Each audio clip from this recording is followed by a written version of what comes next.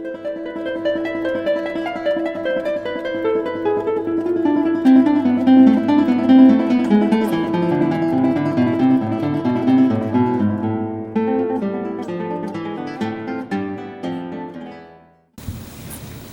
dia a todos que eu ainda não dei bom dia. Bom dia. Posso que eu já dei bom dia de novo. Normalmente eu não uso o slide, mas hoje porque eu preciso de mostrar algumas coisas para vocês, então eu trouxe alguns slides. E hoje o nosso tema é sobre as dimensões da vida espiritual. Então é um tema assim, informativo e ao mesmo tempo de meditação, porque existem perguntas muito básicas para a gente, que já foram respondidas para nós espíritas, mas que para muita gente, talvez até a maioria da humanidade, acredito, obrigado, elas ainda encontram sem uma resposta. E é interessante o porquê disso, né? Então a gente pergunta assim, para onde você vai, né, quando você deixar essa vida? O que você acredita que existe além dos portais da dimensão em que nós vivemos hoje? Haverá outra dimensão que se possibilite continuar a vida? Até os próprios cientistas andam tentando resolver esse dilema, né? Se há uma outra dimensão, como seria a vida nessa nova dimensão? O que nós faremos lá? O que acontecerá conosco? Haverá um tribunal de julgamento, né, de nossas faltas e méritos? Para nós, espíritas, parecem perguntas simples, né? Que a gente já tem respondidas.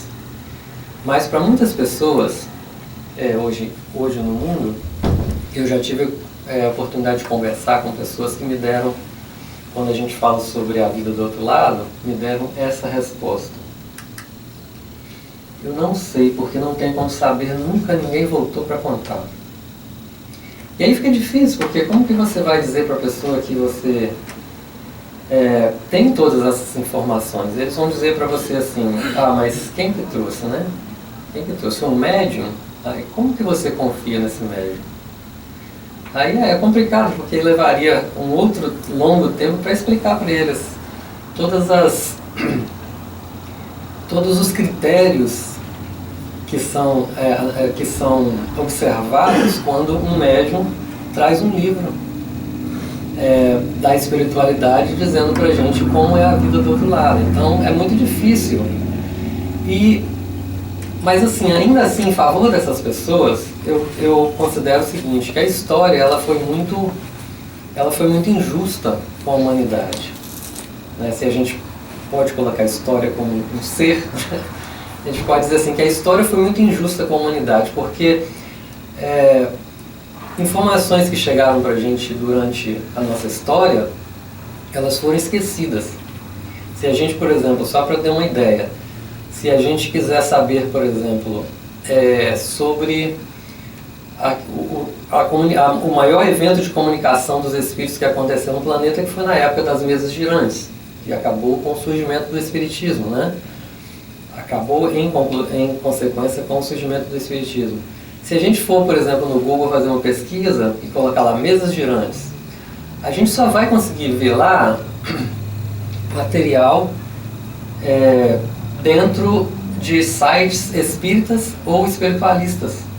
Parece que a história esqueceu desse evento, não existiu. Ela só existe para as religiões X e Y. Né? Então as nossas gerações de hoje, as gerações modernas, não conhecem, não sabem sobre isso, não sabem o que aconteceu. Então quando a gente assiste a televisão, a mídia, né, de uma forma geral, principalmente aqui nos Estados Unidos, a gente vê os médiums que fazem da mediunidade uma forma de vida, cobrando, né, fazendo seus shows na televisão e tal, o que torna para as pessoas um pouco complicado de confiar né, no que aquele médium está trazendo. Mas eu tenho feito uma pesquisa sobre isso durante muito tempo. Eu comecei a ter uns sonhos lá, muito estranhos, eu não vou entrar nesse detalhe aqui porque vai tomar um tempo que não vale a pena. Desculpa. E eu comecei a fazer muitas pesquisas sobre esse assunto, né? Como é a vida no plano espiritual. E cabe para nós espíritas uma meditação sobre isso, ou uma reflexão, porque a gente tem informações, tem muitas informações de como é a vida no plano espiritual. Mas como que a gente pessoalmente tem lidado com isso? Não é? Porque é um assunto tão importante que começou a ser desenhado para a gente por Jesus, quando ele falava, tudo que ele falava sobre esperanças e consolações eram referentes ao futuro, nunca ao presente que eles estavam vivendo, nunca à vida aqui na Terra, né? O meu reino não é deste mundo, eu vou preparar-vos um lugar. Ele sempre falava de um futuro na vida no plano espiritual. Então a gente vê a importância do tema. Agora, como que a gente lidar com esse tema? Como que a gente... O que a gente tem, assim... como que a gente tem evoluído o pensamento com relação a essas informações que têm chegado para a gente? Então é uma forma também da gente abordar esse tema, que é a questão da reflexão. A partir das informações que eu vou trazer. Porque, através das minhas pesquisas, eu encontrei uma coisa que contraria as pessoas que têm essa opinião. Nunca ninguém voltou para contar. Porque olha que interessante, gente. Eu encontrei um website chamado Life on the Other Words.com.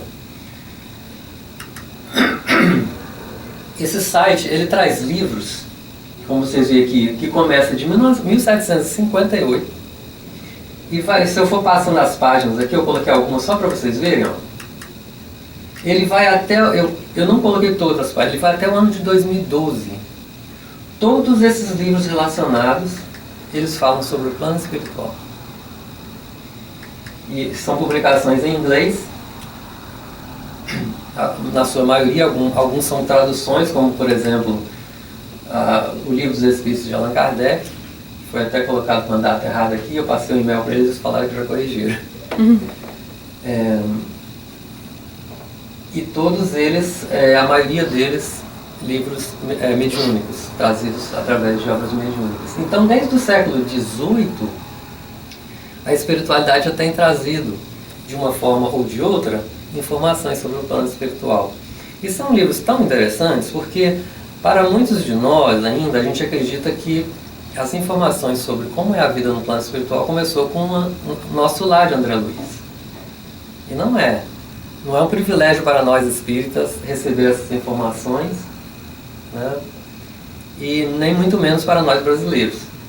Essas informações já estão sendo divulgadas desde o século XVIII, através da literatura e antes dela, através da cultura, da divulgação da fala, né, não da literatura quando não existia literatura, mas desde há muito tempo, desde Sócrates já falava, né, sobre a vida do outro lado. Mas enfim, detalhes sobre o plano espiritual só começou a chegar pra gente nessa época. E só mais uma coisinha para esse site, que assim, é muito interessante se a gente for lá ver, todos esses livros que estão aí, você clica nele, eles abrem o livro original, a maioria deles, como no caso aqui do Livro dos Espíritos, publicações bem antigas do livro. E à medida que que a gente clica aqui, ó, nesse alto-falantezinho, toda essa parte que está em azul começa a ser lida. É um áudio, né? Então super fácil de você ler.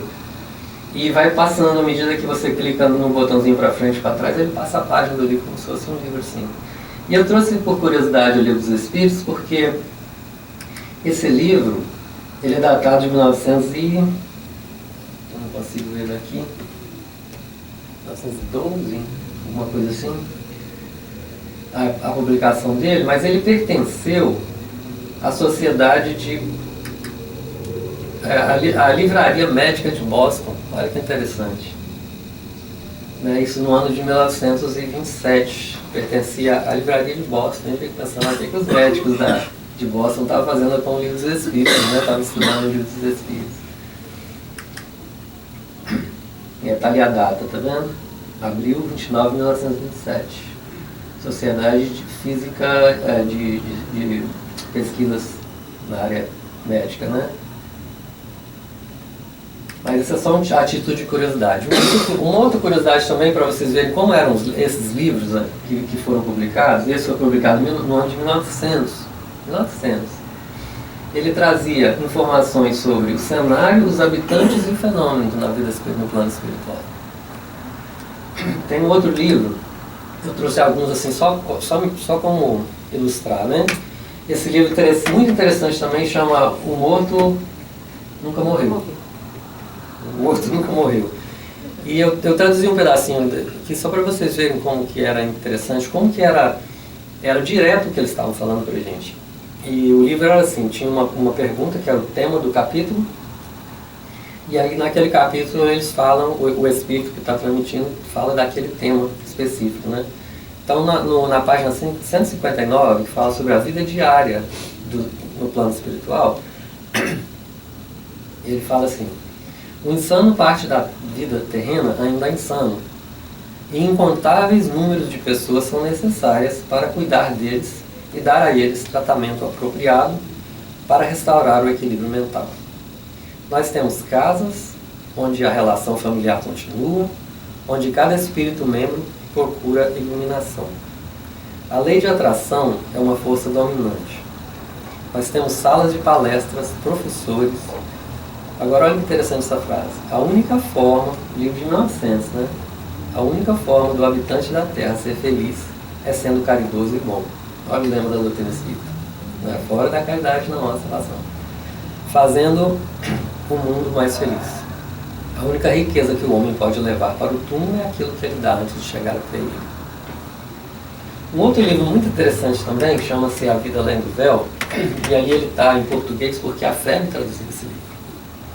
Ele fala também detalhes sobre o plano espiritual. Vou ler um pedacinho, um trechinho para vocês aqui que tem nele, da publicação de 1913, que fala assim: à medida que caminhávamos em direção à cidade, havíamos visto pessoas trabalhando nos campos e muitos edifícios, evidentemente não residenciais, mas erigidos para um outro propósito útil. E agora que estávamos dentro dos muros da cidade, vocês lembram do nosso lar, né, com os muros dele, podíamos ver a perfeição dos edifícios e da jardinagem. Cada edifício tinha um jardim típico para combinar com suas cores e forma.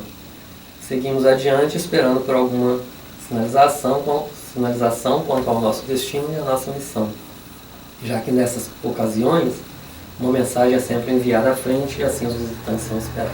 Então esse é um trechinho do livro A Vida Além do Véu. Um outro livro interessante chama-se A Vida em Outros Mundos. É uma coleção de 3 livros. Um deles foi lançado um ano antes do Nosso Lar e os 2 seguintes foram lançados depois da publicação do Nosso Lar. Só para a gente ter uma ideia de que ele não foi copiado do Nosso Lar, porque o que ele fala lá é exatamente o que o André Luiz escreve no livro Nosso Lar, sobre os reinos inferiores, que eles não chamam de umbral, porque umbral é o nome dado pelo André Luiz lá. Eu não sei se foi ele que criou esse nome, mas é um nome que passou a ser conhecido a partir do Nosso Lar. Mas ele chama de reino inferior e descreve exatamente como o André Luiz descreve. Descreve as cidades, as casas, a jardinagem, toda aquela parte de assistência aos espíritos, hospitais, exatamente como André Luiz escreve no livro Nosso Lar. E a gente vê ali os assuntos, né? Eu coloquei só para vocês terem uma ideia, que é um livro que vai bem a fundo com relação a detalhes, sabe? E esse livro foi escrito pelo padre Robert Benson, que ele foi morto aos 42 anos em 1914.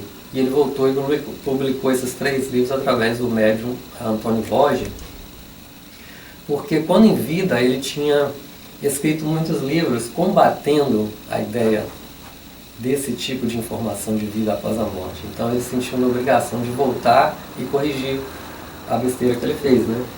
Então ele vem trazendo, e ele fala muito sobre a Igreja Católica, ele estende muito, ele é muito prolixo, né? É um livro até difícil de ler porque ele fala demais e sempre falando que a igreja é responsável pelas pessoas não conhecerem o plano espiritual e tal. Então ele fala, o médium colocou no prefácio do livro assim: conhecimento é o melhor antídoto contra o medo. Para saber como é a vida do outro lado, temos que perguntar a quem vive lá e reportar o que é revelado. Então, gente, com isso a gente vê que é difícil, né, de dizer que nunca ninguém voltou para contar, né? É só realmente se a pessoa não procura, não quer saber. E para nós espíritas e brasileiros, né? Porque eu mostrei só publicações estrangeiras ali. E para nós? Bom, para nós, eu já coloquei os anos ali, para a gente fazer uma coisa do tempo, né? Uma linha do tempo. Para nós, a gente vai perceber um detalhe a mais. Eu vejo isso pesquisando, que para nós, espíritas e brasileiros, a gente teve um privilégio e até um bônus ao receber essas informações. Porque se para outros essas informações chegaram como informações, através de livros contando como é o outro lado, para nós essas informações chegaram através da experiência de quem chega do outro lado.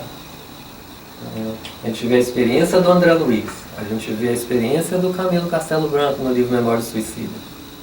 E a gente vai vendo as experiências e as questões morais que dizem respeito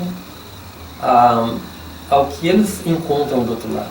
Então eles dão pra gente todas essas noções, que é o que nós estamos fazendo aqui agora, como isso irá repercutir quando nós chegarmos do outro lado. Então a pergunta para onde vamos, ela não vai mais ser exatamente sobre um local, mas sobre o que nós fazemos hoje, para onde nos levará, né? Então já muda todo um conceito. Então a gente vê que para nós espíritas e brasileiros a gente teve um bônus, né, nessas informações que chegaram para a gente. André, sumiu o slide aqui. Sim, eu estou tendo um probleminha aqui, eu já estou com você. Tá bom. Então a gente vai ver que nessa lista que eu trouxe para vocês aqui, o primeiro livro que eu coloquei foi o livro Céu e Inferno de Allan Kardec.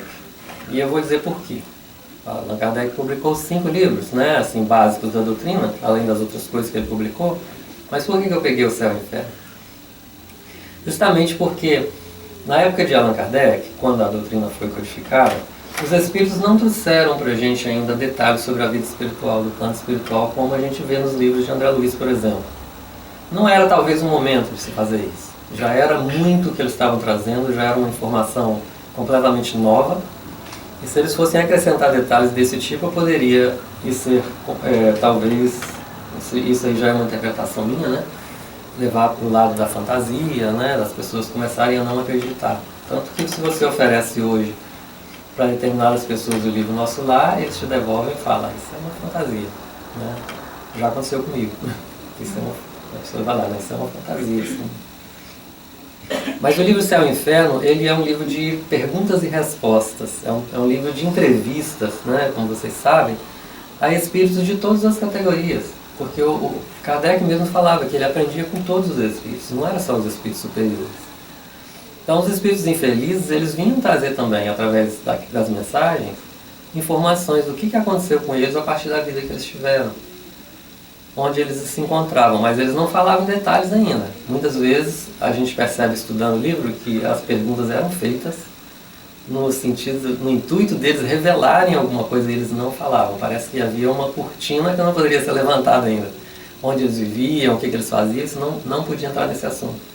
Mas eles falavam dos sofrimentos, ou das alegrias, das felicidades, dos reencontros, né? Então são os espíritos daqueles que viveram voltando para contar, contrariando aqueles que acreditam que ninguém volta, né? Então é um livro fantástico. No próximo livro seria, eu coloquei do ano de 1926, o livro de Ivone Pereira, Memória do Suicida, que é um livro absolutamente fantástico.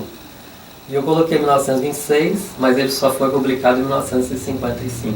E eu acredito que eu já tenha contado essa história para vocês aqui, mas só para a gente refrescar a memória.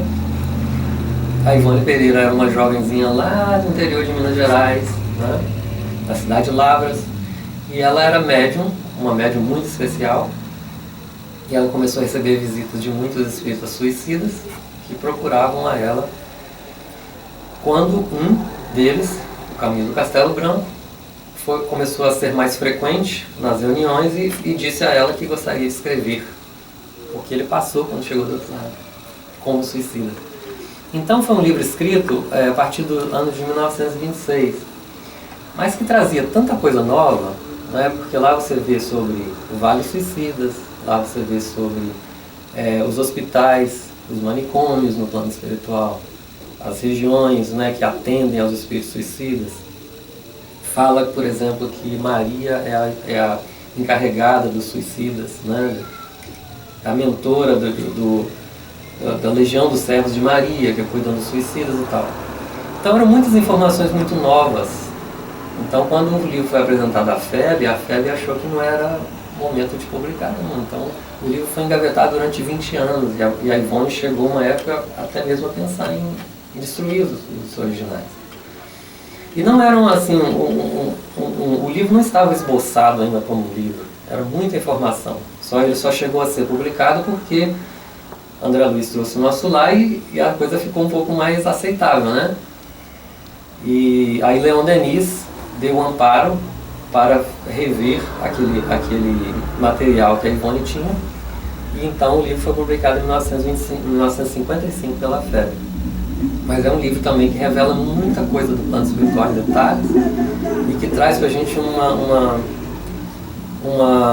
conhecimento de vida fantástico, né?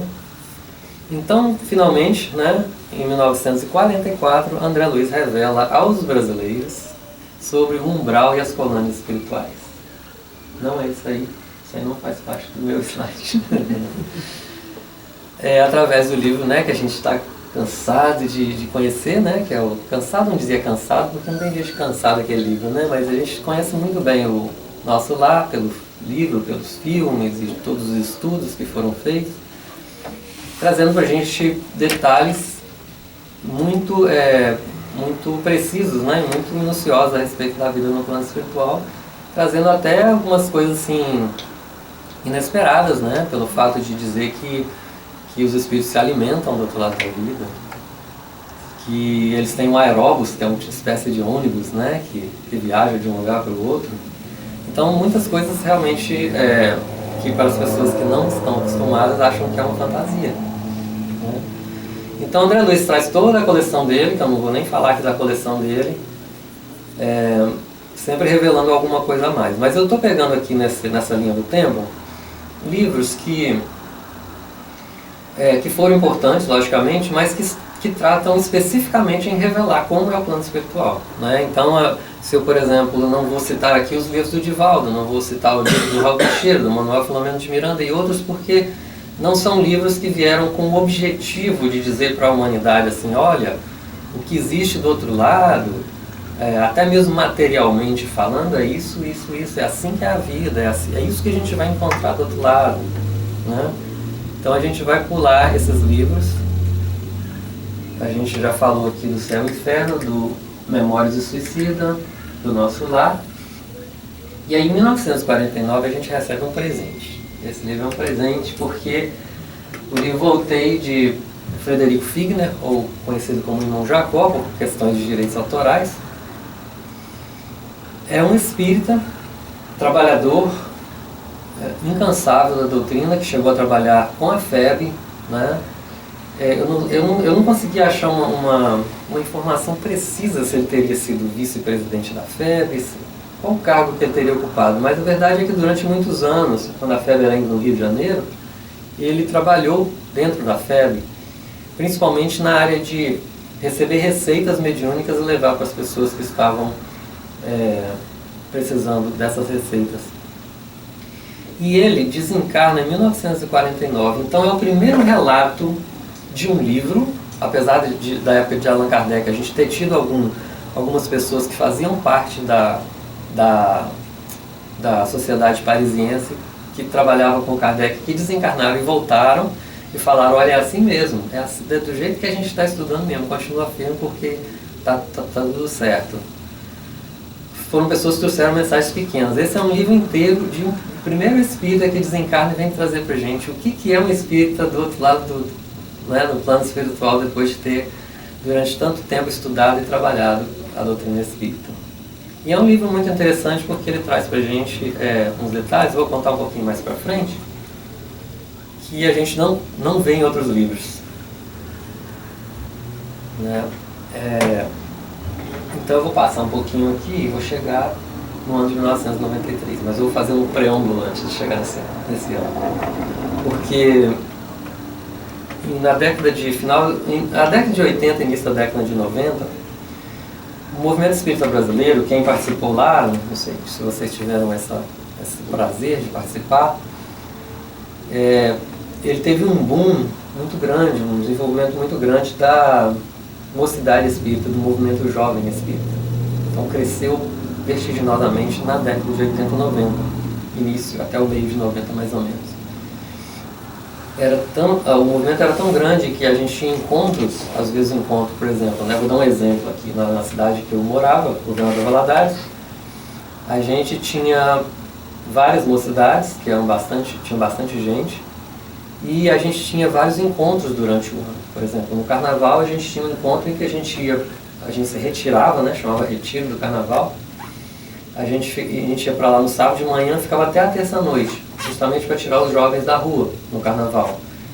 E era estudo atrás de estudo, era às vezes quase 5 estudos por dia, palestra, né, no fim de semana.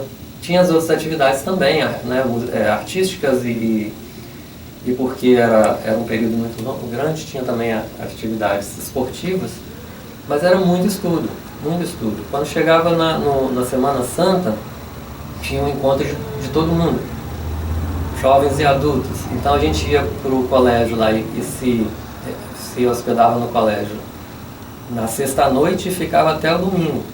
Não, na sexta-noite não, na quinta-noite, né? A Semana Santa eram 3 dias. E ficava até o domingo. E era estudo atrás de estudo. As obras básicas, os livros espíritos, evangelho. E a gente adorava aquilo. Quando chegava no fim do ano, e um detalhe, nesses encontros de adultos e jovens, 70% era jovem. Os adultos eram a minoria. E quando chegava no fim do ano, na época do finado, tinha um outro encontro ainda da região, em que a gente se reunia no período de finados e era mais estudo em cima de estudo. Teve uma época, uma oportunidade até que o Raul Teixeira foi fazer o encontro para a gente. Ele fazia o encontro durante o dia inteiro e no fim do dia, na noite, ele dava uma palestra. Então era muito estudo que a gente adorava. O movimento espírita era muito jovem, era muito ativo e muito vivo naquela época, né? Então eu fiz esse preâmbulo para dizer que exatamente nessa época um livro muito conhecido foi lançado para os jovens, que foi a coleção Violetas na Janela. São 4 livros da Patrícia Braghini, que é Violetas na Janela, Vivendo no Mundo dos Espíritos, A Casa do Escritor e O Voo da Gaivota. Então algumas pessoas às vezes torcem um pouco o nariz com esses livros, porque ela traz algumas informações de que algumas pessoas acham que não seria bem daquele jeito, mas a gente vai lembrar que esse livro foi escrito para adolescentes, ele não foi escrito para adultos. Ele foi escrito sobre a ótica de um adolescente que aporta no plano espiritual. Então, se o André Luiz chega no plano espiritual e vai falar para a gente dos hospitais, da reencarnação, dessas coisas que atraem a atenção de um espírito intelectualizado e adulto, quando a Patrícia chega no plano espiritual, ela vai falar das coisas que atraem uma menina de 18 anos. Então ela vai contar para os adolescentes encarnados o que ela encontrou no plano espiritual. E é interessante que esse livro, a Vera Lúcia Marinzec, que é a autora, era tia dela, que já tinha uma conexão com ela, em vida. E quando a Patrícia desencarnou, ela veio procurar a Vera Lúcia, que era já médium, para dar notícia aos pais dela. Ela não tinha a intenção inicial de escrever os livros, né? Isso a Marinzec hoje conta, ela já está de idade, ela conta numa entrevista. E que a partir de algum tempo, depois que ela estava escrevendo essas cartas, é que surgiu a ideia de fazer o livro para passar essas informações para os jovens de uma forma geral, né? E o interessante é que ela conta que, uma vez conversando com a Patrícia, ela falou assim: nossa, Patrícia, esse livro ajuda muita gente aqui. Porque o livro, ele foi um recorde de vendagem, né? Ele talvez não tenha vendido somente mais do que o Nosso Lar. Aí a Patrícia teria falado para ela, então, assim: você que se engana. Esse livro não ajuda mais aos jovens do que ajuda aos jovens aqui no plano espiritual. O maior benefício desse livro está sendo aqui no plano espiritual. Fala, mas por quê? Como assim? Fala, porque as mães, os pais estão lendo o livro e estão libertando os seus jovens. Então os jovens chegam aqui com mais... a liberdade deles acontece de uma forma mais tranquila e mais rápida. Dos pais não ficarem apegados e sentindo... e segurando mentalmente os filhos, né? Então a gente vê que foram vários benefícios de uma informação do plano espiritual, de como é a vida no plano espiritual. E aí depois, essa mesma Vera Lúcia Marinzec traz pra gente um outro presente aqui, né? E a gente vai, como eu disse para vocês, não é que sejam os livros mais importantes da doutrina, mas são livros que têm o foco de trazer pra gente como é o plano espiritual do outro lado da vida, né? Eu tenho que falar um pouquinho dessa foto aqui, porque quando eu li o livro Violeta Janela, a coleção da Patrícia, eu fiquei cismado. Eu falei, esses negócios, essas informações que ela traz, que servem para ela doce com bolo, com não sei o quê. Aí depois a gente vai lá no nosso lar né, no capítulo Problemas de Alimentação, a gente vê que nosso lar também passava por isso 30 anos antes do André Luiz chegar lá, que eles comiam de uma forma bastante exagerada. Vocês podem ir lá no capítulo Problemas da Alimentação, no nome do capítulo, e vocês vão ver o que era a alimentação no nosso lar 30 anos antes do André Luiz chegar lá. Então a gente vê que nem todas as colônias são iguais, cada uma tem seu momento. Então eu ficava muito cismado com esse livro. E tem um momento do livro que a Patrícia fala assim, ela cita uma frase e fala assim, essa frase meu pai colocou no meu túmulo. Eu falei, se essa frase está no túmulo dela, alguém com certeza tirou foto e colocou na internet. Não é mesmo? Hoje até uma pessoa tropeçar, o presidente da República caiu de bicicleta, no outro dia está todo mundo vendo, todo lugar está lá a foto do presidente caindo de bicicleta. Só que eu fui lá procurar e não consegui achar em lugar nenhum. Eu falei, como assim? Aí fui procurar fotos da Patrícia, ela existiu mesmo? Não consegui achar. Fiquei cismado. Mas eu deixei para lá, deixei por um tempo. Depois, passado alguns anos, né, quando eu já estava fazendo as pesquisas mesmo, eu voltei de novo a fazer essa pesquisa. E aí eu encontrei um blog de um rapaz que estava questionando a mesma coisa. Se ela existe, por que não existe foto dela?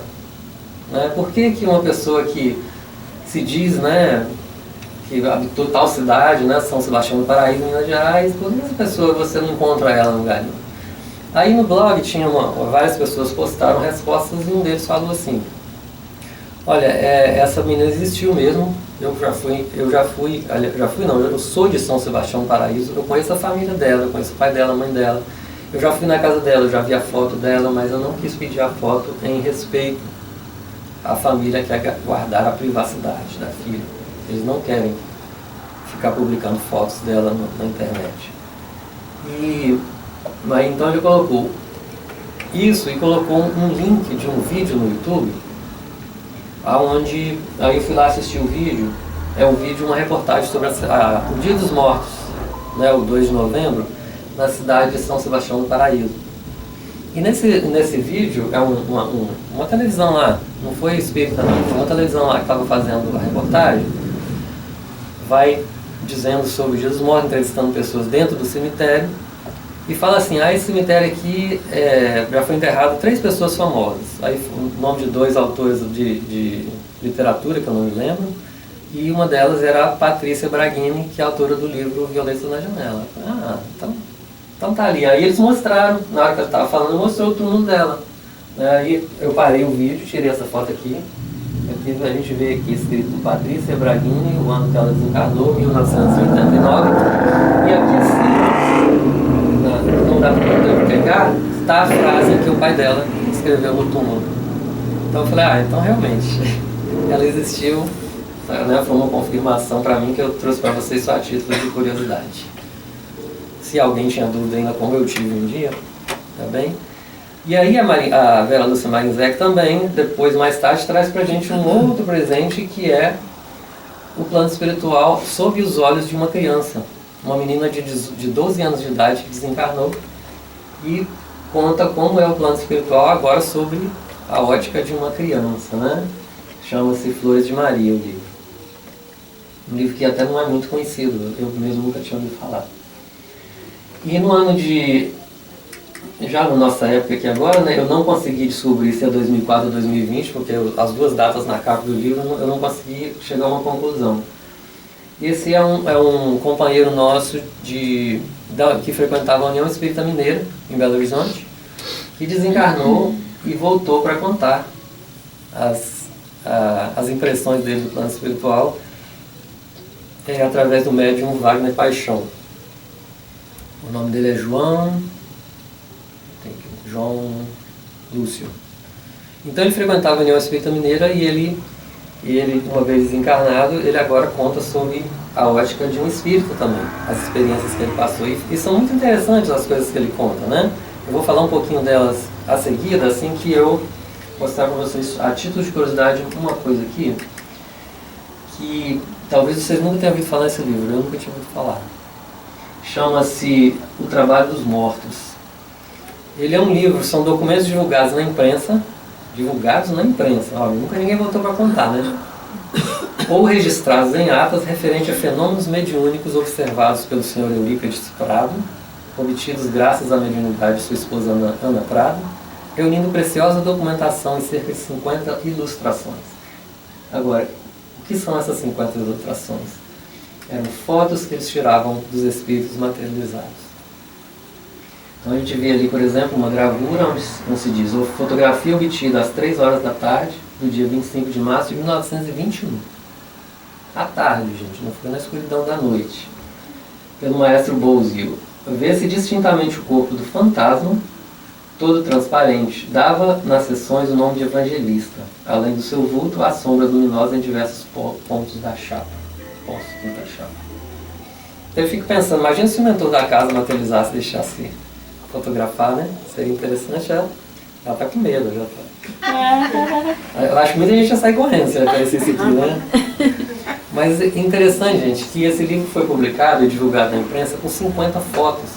E essas fotos, se vocês leem o livro, vocês vão ver que o sistema que eles usavam naquela época era um sistema absolutamente artesanal para tirar uma foto. O espírito materializava, eles tinham que carregar o flash lá com pólvora. Aí eles tiravam, sabe aquele negócio que puff. E aí tinha que carregar rapidamente para tirar uma outra foto. Então, quer dizer, foi uma época que não tinha como dizer que a foto era uma coisa forjada. Sabe? Teve uma dessas fotos, eles colocaram o médium dentro de uma jaula, assim, de barra de ferro, para provar que nem ele saiu nem ninguém entrou. E de repente apareceu o espírito materializado lá dentro. A foto está no livro. Sabe? Então, quer dizer, não tem como não dizer, não tem como falar que não é. Essa foto, por exemplo, aqui é uma coisa absolutamente fantástica. A nitidez dela é a fotografia de Raquel Figner. E ela foi chamada de A Ressurgida, em 1921. A nitidez dessa foto é uma coisa impressionante. Hoje em dia não se pode mais fazer isso. Porque até uma criança pode manipular uma foto hoje, não é? Com as coisas, os apps que a gente tem no celular, a gente manipula uma foto. Hoje em dia os espíritos não se darão esse trabalho mais porque é inútil. Mas numa época dessa, quem poderá dizer que ninguém voltou para contar, né? Quem poderá? Só mesmo se a pessoa tiver, sei lá, talvez o orgulho, né, de não querer aceitar, de não querer procurar, de não querer saber. E se assentar no comodismo de dizer que ninguém voltou para contar. Então, todos esses trabalhos que a gente, né, que eu trouxe para vocês aqui, que eu apresentei, são trabalhos já publicados nas mais diversas línguas. Não existe mais barreiras hoje, não existe mais ninguém que não tenha acesso a essas informações. Mas, agora que eu trouxe para vocês toda essa informação, eu vou dizer para vocês que, dentro das pesquisas que eu fiz, tem uma pergunta que eu não consegui responder a resposta, que não tem lá. Não tem espírito capaz de responder essa pergunta, que é: para onde eu vou quando eu desencarnar? Para onde você vai quando eu desencarnar? Essa é uma pergunta que está em aberto. Mas o Chico deu essa resposta. Com relação Onde o seu pensamento te levar? É uma resposta ainda abstrata, né? Abstrata, mas é correta. Correta e profunda, mas ainda abstrata, porque qualquer religião poderá considerar dessa mesma forma. Se o pensamento te levar, você vai, mas e o que você vai encontrar lá, né? É o que você plantou aqui na Terra. Exatamente, exatamente. Por isso ninguém poderá responder para nós essa pergunta, só nós mesmos, né? Então talvez seja interessante, diante de todas essas informações, a gente fazer uma reflexão sobre qual é a nossa percepção do plano espiritual. o que nós estamos estudando, nós temos hoje uma percepção atualizada, estamos mais assim, conscientes do que pode ou não pode nos aguardar do outro lado da vida, porque quando Raul Teixeira falou sobre esse assunto, ele disse assim: a pergunta que fazemos é para onde vamos quando desencarnar? Mas acontece que muitas vezes nós não vamos, nós ficamos. Ou bem ou ficamos mal, de acordo com a nossa vida aqui na Terra. Né? Como ele coloca a palavra caráter, né? O nosso caráter, mas eu acho que ele vai englobar muito mais coisas. E podemos mesmo nem sair daqui, a gente pode ficar vagando, uns ficam vagando, outros ficam presos aos entes queridos, outros são recolhidos em postos de socorro e voltam à reencarnação sem mesmo ter atingido a espiritualidade. Então existem várias situações. E o Raul Teixeira chama atenção para a gente com relação ao paradigma espírita. Paradigma espírita antigo, eu acredito que não existe mais, mas é um paradigma que durante muito tempo ficou no meio espírita. Quando morrermos, nós vamos para o umbral ou vamos para o nosso lar? Tinha essa questão. Eu quero ir para o nosso lar, né? Não quero ficar no umbral, não. O problema é que é o seguinte, gente. Hoje a gente sabe que o nosso lar é apenas uma das colônias. Então, se a gente quiser ir para o nosso lar, eu vou dar a dica para vocês, né? De graça aqui, não vou cobrar nada. É uma dica facinha. Se você quiser ir para o nosso lar quando você desencarnar, faça sua mala e não se mude para o Rio de Janeiro. Porque o nosso lar fica em cima do Rio de Janeiro. Ou seja, recebendo os espíritos que desencarnam e que tem alguma ligação com aquele local. Né? O Beto Mineiro, de Governador Valadares, morando nos Estados Unidos, não vai para o nosso lar quando desencarnar, com certeza. Né? Do jeito que tá cara a passagem. Exatamente.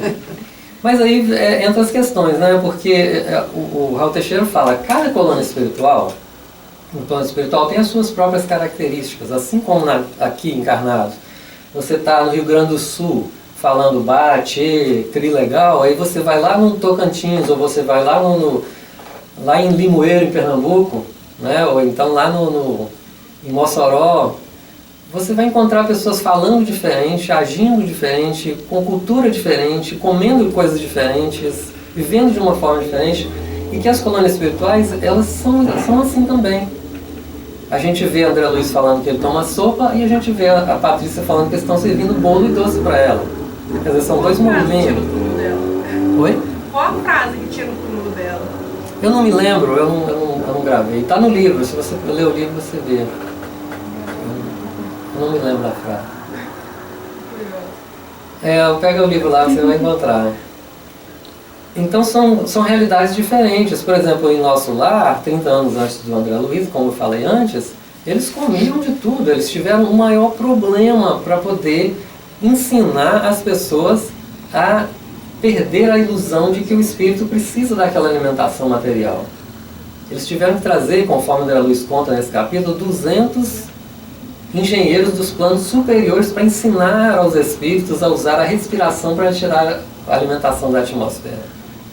Algo que de repente não aconteceu na outra colônia. Então chega um espírito falando, a gente comeu isso, comeu aquilo. É um momento diferente.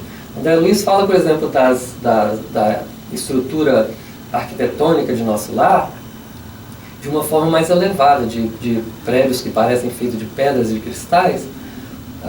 Frederico Figner quando conta pra gente quando ele chegou, onde ele iria morar no plano espiritual, parecia a cidade onde ele morava no Brasil. As casas antigas, aquela coisa assim bem parecida com a cidadezinha onde ele morava. Sabe? E a casa, inclusive, onde ele foi morar, era bem parecida com o que ele morava na Terra. Então, não existe um padrão. E aí a gente pergunta, sabe por que não existe esse padrão? Isso é revelado nas entrelinhas dos livros, né? Nas entrelinhas dos livros espíritas. A espiritualidade, isso aí, a misericórdia de Deus, ela é tão grande. Então todos os espíritos superiores, eles trabalham o tempo todo formando essas colônias para que quando a gente desencarnar, cumprir a nossa jornada terrestre aqui, os espíritos da Terra, chegarem do outro lado, eles têm facilidade de se adaptar à nova realidade. Então não é porque eles não querem, ou porque não poderia ser diferente. Poderiam fazer coisas fantásticas com aquelas cidades do plano espiritual.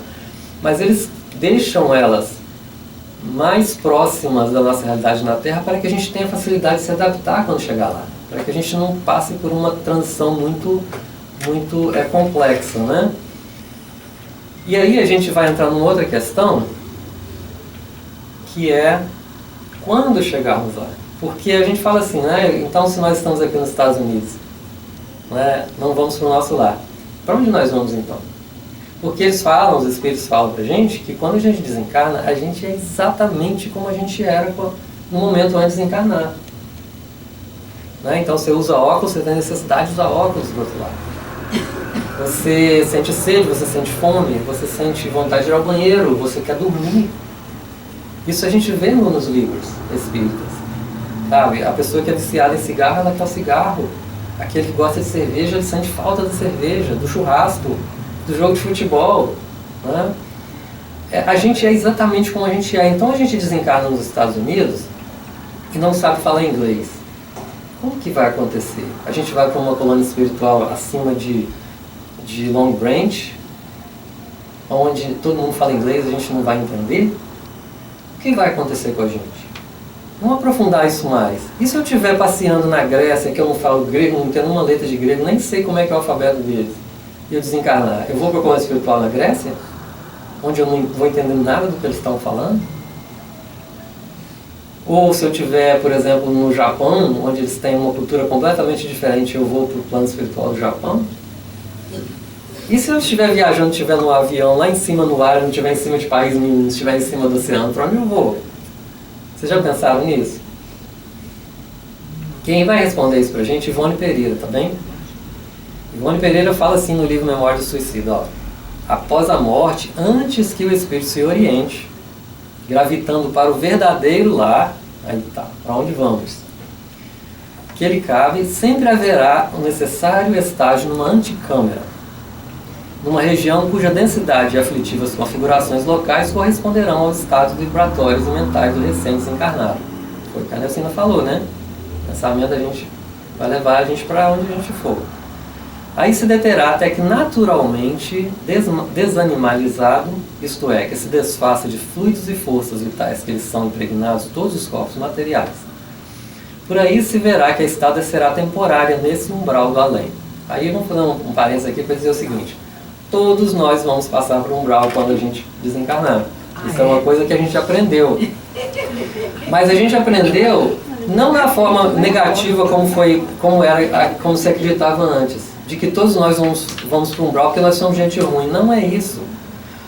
Nós vamos para o umbral porque a camada primeira que envolve o plano material é a camada mais densa, que o André Luiz chama de umbral. Tá certo? Então a gente desencarna aqui agora, vamos dizer aqui agora, eu desencarno aqui, eu vou ser direcionado a um posto de serviço, eu não vou direto para a espiritualidade, que se localiza dentro do umbral, não porque eu seja uma pessoa ruim, mas porque é o local de primeiros socorros. Se vocês lerem, por exemplo, o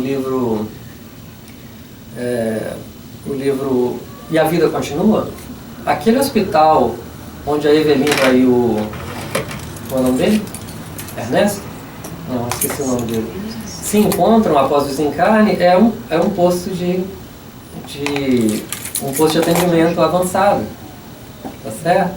Então a gente é recebido, por exemplo, eu vou desencarnar aqui em Long Branch hoje. Eu sou recebido num posto mais próximo que tiver aqui, eles vão me acolher, vão me levar para lá, e lá eu vou ficar para me restabelecer. E no momento em que eu estiver pronto para ser encaminhado, então eles vão me encaminhar, seja para o Brasil, seja para o Governador Valadares, seja para Denver, onde eu tiver a afinidade que a Leozina falou. Então a coisa funciona mais ou menos assim. Né? Então quem vai trazer para a gente isso é o Wagner Paixão, o espírito João Lúcio, da União Espírita Mineira.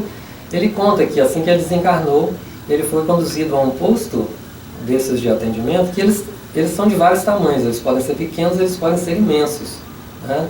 Depende da utilidade deles. E muitas vezes o espírito que chega no posto, muitas vezes ele pode até nem mesmo atingir a espiritualidade, ele pode voltar dali mesmo, a reencarnação, sem ter atingido a espiritualidade.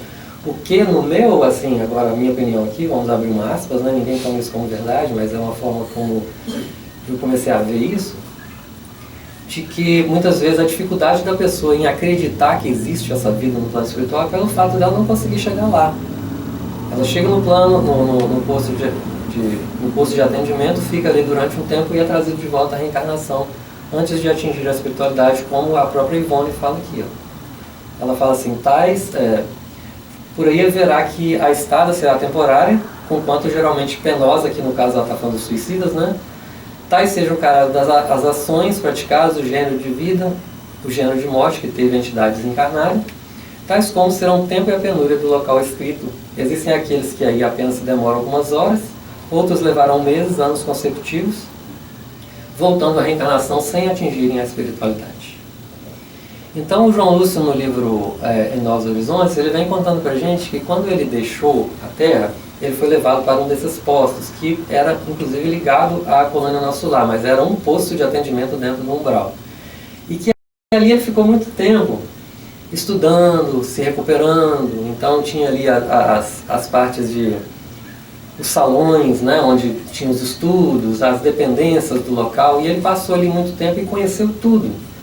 Até que chegou um dia que ele já estava assim, querendo conhecer mais, ele queria saber mais, ele era espírita, ele sabia do plano espiritual, e ele estava ali confinado naquele lugar durante tanto tempo. E ele foi pedir ao mentor dele, pedir para que, se ele não podia conhecer o mundo lá fora, o plano espiritual.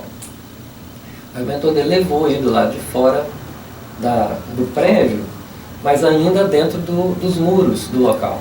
Tinha um muro grande assim, que rodeava o local, e falou para ele assim, olha, tá vendo ali por cima daquele muro, aquela escuridão? Ele falou, tô vendo. Pois é, ali é um umbral. É um umbral, nós estamos dentro do umbral, você quer ir lá conhecer. Ele falou que sentiu um calafrio na hora.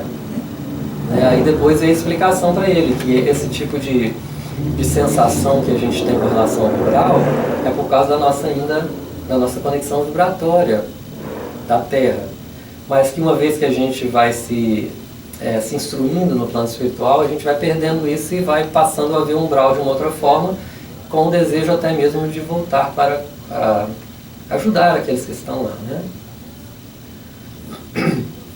Então a gente vê que a experiência dele foi muito interessante, trazer pra gente aquela possibilidade de você estar ali, o umbral está do outro lado do muro, e você poderia até pisar nele se você quisesse, né?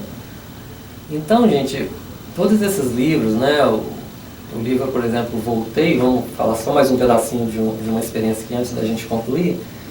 No livro Voltei, o Frederico Figner conta que ele esteve consciente durante todo o processo de desencarnação dele. Desde que ele adoeceu e caiu de cama, ele estava consciente de que já havia começado o processo da desencarnação. Um palestrante uma vez disse numa palestra que ele teria pedido, eu não consegui encontrar no livro isso, que ele teria pedido para passar consciente pela morte. Porque é outra providência divina, né? A gente não passa consciente pelo nosso processo de desencarnação porque ele seria muito doloroso, muito complicado. Então, normalmente, o que acontece é a gente desencarna e quando acorda está do outro lado, né? Às vezes eles carregam a gente pelo umbral e a gente nem vê o umbral. Mas o Frederico Figner, ele testemunhou todas as etapas de desencarnação dele. Então, quando eles desligavam o cordão prateado, quando eles faziam desligamentos, ele sentia aquela perturbação, às vezes dor, e a complicação em que o pensamento dele ia embora, no turbilhão daquelas emoções, e ele vai descrevendo para a gente. Por isso é um livro muito especial, porque é a primeira vez que um espírita desencarna, e ele desencarnou numa condição consciente para poder contar para a gente como é. Mas esse não é o fato mais importante. O fato mais importante do relato dele é o seguinte, que quando ele fala que durante o processo de desencarnação dele, a surpresa dele foi que ele se deparou com uma coisa que o surpreendeu muito, que foi o mundo interior dele, o mundo íntimo, e que ele percebeu que o mundo íntimo não tinha nada a ver com aquilo que ele imaginava, com tudo que ele sabia, com tudo que ele tinha aprendido, e foi para ele uma grande surpresa. Inclusive, chegando no plano espiritual, ele não possuía luz nenhuma, enquanto todos os outros amigos dele, que foram espíritas, já apresentavam luz, e ele era totalmente apagado, ele morria de vergonha, ele fala o tempo todo no livro, todo lugar que ele vai, ele fala que ele estava com muita vergonha porque ele não tinha luz. Então ele fala, né, ele deixa pra gente uma mensagem que eu vou até ler aqui para vocês depois, mas ele fala assim: quando encarnado eu acreditava que a morte era uma mera libertação do espírito e que seguiria para as esferas de julgamento de onde voltaria a reencarnar, caso, olha a esperança dele, caso não se transferisse para mundos felizes. No entanto, a realidade dele foi bem diferente, a desencarnação dele foi muito difícil, mesmo tendo sido amparado por Bezerra de Menezes e a filha dele, Marta Figner, a desencarnação dele foi muito difícil, né? Então essa é uma outra experiência. Então, enfim, o que a gente vê é que não tem como essas pessoas dizerem, né? Porque sim, incontável número dos que voltaram para contar. Incontável. E o que a gente percebe, gente, fazendo essa reflexão, fazendo essa pesquisa, é que esses espíritos, esses irmãos que desencarnam, eles vêm trazer essas informações para a gente como lanternas para iluminar o nosso caminho. O objetivo deles é convidar a gente para poder fazer essa renovação, né, para nos juntarmos aos trabalhadores da luz, do bem, para que a gente possa, na nossa vida diária, né, não somente nas nossas ações, mas também no nosso mundo interior, a gente conseguir manter essa conexão com os espíritos, com os amigos espirituais que nos rodeiam, ao invés de deixar a nossa mente vagando para ser abertas a influências de natureza inferior, né? Então que a gente pudesse buscar a nossa instrução, que liberta, mas procurar equiparar esse conhecimento adquirido que a gente tem com o nosso mundo interior, para que a gente possa começar a despertar essa luz dentro de nós. E é interessante porque, veja, esse trabalho é um trabalho muito individual, muito pessoal, e é um trabalho que acontece no segredo. Muitas conquistas que a gente faz, estudando a doutrina espírita, trabalhando na doutrina espírita, são coisas que a gente conquista interiormente, mas que ninguém nem precisa de saber. São coisas que a gente vai trabalhando no nosso dia a dia, né? E vai aperfeiçoando a partir desse conhecimento que chega até a gente, né? E a gente vai concordar com o irmão Jacó quando ele fala assim: os resultados dessa boa iniciativa, elas pertencem a Deus. Para nós, resta apenas o prazer de servir. Eu vou terminar aqui lendo para vocês uma mensagem que o Frederico Figner, irmão Jacó, deixou para a gente uma vez espírita desencarnado, falando para os espíritas encarnados. Ele fala assim: ó, meus amigos do Espiritismo, que amamos tanto, é para vocês, membros da grande família, que tanto desejei servir, que grafei essas páginas, sem a preocupação de convencer. Não se acreditem quitados com a lei por haverem atendido a pequeninos deveres de solidariedade humana. Não se suponham habilitados ao paraíso por receberem a manifesta proteção de um amigo espiritual. Ajudem a si mesmos no desempenho de suas obrigações evangélicas. Espiritismo não é somente a graça recebida, é também a necessidade de nos espiritualizarmos para esferas superiores. Falo-lhes hoje com experiência mais dilatada. Depois de muitos anos nas lides da doutrina espírita, estou recompondo a aprendizagem, a fim de não ser o companheiro inadequado ou o servo inútil. Guardem a certeza de que o Evangelho de Nosso Senhor Jesus Cristo não é apenas um conjunto brilhante de ensinamentos sublimes para ser comentado em nossas reuniões doutrinárias. É código de sabedoria celestial, cujos dispositivos não podemos confundir.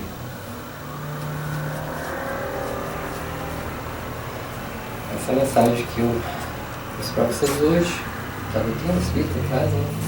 Espero que tenha dado para a gente refletir bastante, que a gente possa levar no coração. Obrigado mais uma vez e até a próxima, né? Jesus abençoe.